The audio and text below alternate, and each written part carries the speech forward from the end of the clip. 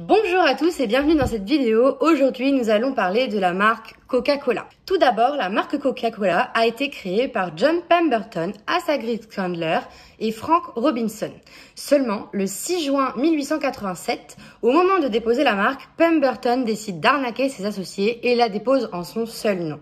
Mais qui sont donc ces personnes, me direz-vous? John Pemberton était pharmacien à la base et le Coca-Cola que nous connaissons aujourd'hui descend du French Wine Coca qu'il a commercialisé dans sa pharmacie, la Jacobs Pharmacy. Nous sommes en 1885, Pemberton est accro à la morphine et essaye de recréer les effets de celle-ci à travers une boisson. C'est donc tout naturellement qu'il va créer une boisson alcoolisée à base de feuilles de coca, de noix de cola et de damiana. Cette recette s'inspire très fortement de la recette de vin Mariani créée par le chimiste français Angelo Mariani en 1863. Asa Griggs Candler, qui était un redoutable homme d'affaires, va forcer Pemberton à lui vendre la compagnie Coca-Cola pendant qu'il était malade pour une somme dérisoire. C'est donc lui qui par la suite sera la source d'une campagne marketing intense et qui donnera l'essor à la boisson et à la marque. Pour finir, Frank Robinson, qui est pour certains l'initiateur de la création du nom de la nouvelle boisson, le Coca-Cola, et surtout de la calligraphie spécérienne de son logo. Il est également l'initiateur d'un recours massif à la publicité. Aujourd'hui, le logo a bien évolué pour arriver au logo que nous connaissons, mais il conserve quand même les mêmes caractéristiques de base que le premier. Comme dit précédemment, le Coca-Cola était à la base une boisson alcoolisée. Seulement voilà, le 25 novembre 1885, la mairie d'Atlanta organise un référendum sur la question de l'interdiction de l'alcool dans la ville. La recette du Coca-Cola doit donc changer et le nouvel enjeu pour la compagnie sera d'offrir une boisson sans alcool, tranchant avec les orangeades et procurant les effets du bourbon. Pemberton va donc développer une nouvelle version du Coca sans alcool mais conservera les feuilles de coca dans sa recette. Ce n'est qu'au 19e siècle que celle-ci disparaîtra. En 1919, le Coca arrive enfin en France avec la légendaire bouteille Contour Coca-Cola. Bon allez, assez parlé d'histoire, regardons un peu la stratégie Coca-Cola. Aujourd'hui, The Coca-Cola Company est le number one au niveau mondial de la distribution, de la commercialisation de boissons sans alcool. Le Coca-Cola est perçu comme la boisson qui offre du bonheur. Avec son slogan Open Happiness, la marque devient alors la boisson pour partager du bonheur en famille, entre amis. La stratégie marketing de Coca-Cola va faire une très grande cohérence avec son slogan et va mettre en scène principalement des gens heureux ou des situations qui amènent au bonheur. Mais elle va également choisir des stars qui sont chères à leur audience pour en faire des égéries et toucher encore plus le cœur de ses consommateurs.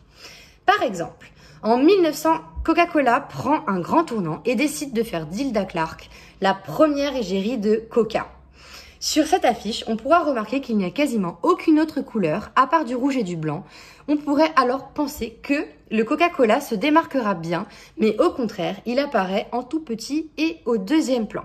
Le Coca se démarque donc moins bien que Hilda Clark et même si le prix d'un Coca est affiché, il aurait pu être facile de ne pas comprendre que c'était une affiche publicitaire. Mais l'important ici était vraiment de montrer Hilda Clark. En 1904, Coca-Cola remet ça et apparaît pour la première fois avec une publicité dans les magazines nationaux. Et grâce à cela, Coca-Cola vendra plus de 11 356 235 litres de Coca sur l'année. Ça sera aussi l'occasion pour Coca de présenter sa nouvelle égérie pour l'année, la très célèbre chanteuse d'opéra Liliane Nordica.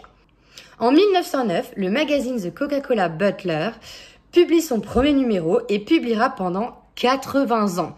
Malheureusement, je n'ai pas réussi à trouver ce qu'il pouvait y avoir dans ce magazine. Donc, si jamais vous avez encore un de ces magazines sous la main, n'hésitez pas à nous envoyer un message ou à nous laisser un commentaire pour savoir vraiment ce qu'il y avait dedans. Mais bon, je vous en parle quand même parce que je trouve que c'est important de savoir que il y avait quand même un magazine dédié à une boisson, la boisson Coca-Cola. En 1905, la bouteille standard de Coca-Cola voit le jour. C'est Alex Samuelson qui la dessine en respectant les consignes de Coca-Cola.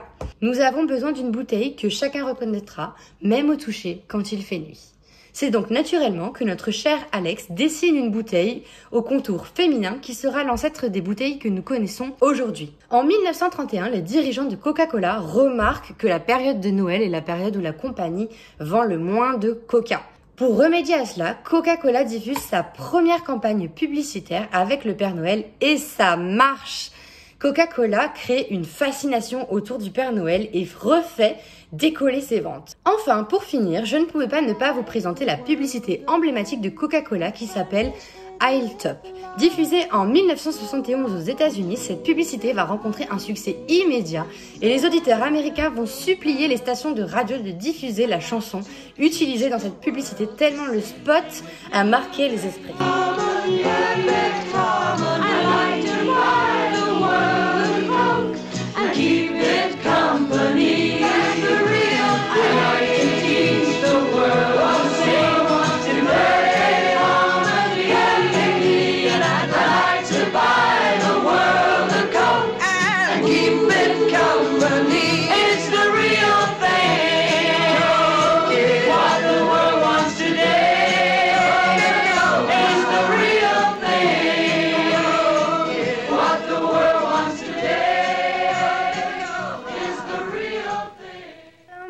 Évidemment, plein d'autres dates marquent l'histoire de Coca-Cola et j'aurais aimé pouvoir vous présenter plus de vidéos télévisées car elles sont vraiment géniales et retransmettent vraiment le bonheur que c'est d'ouvrir un Coca-Cola.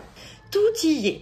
L'émotion, la beauté, le pshhh quand tu ouvres la canette, le bruit des glaçons et les bulles qui pétillent dans le verre. Rien qu'en voyant ça, j'ai envie d'en ouvrir une. Allez, à bientôt pour un nouvel exposé sur les réseaux ICANN.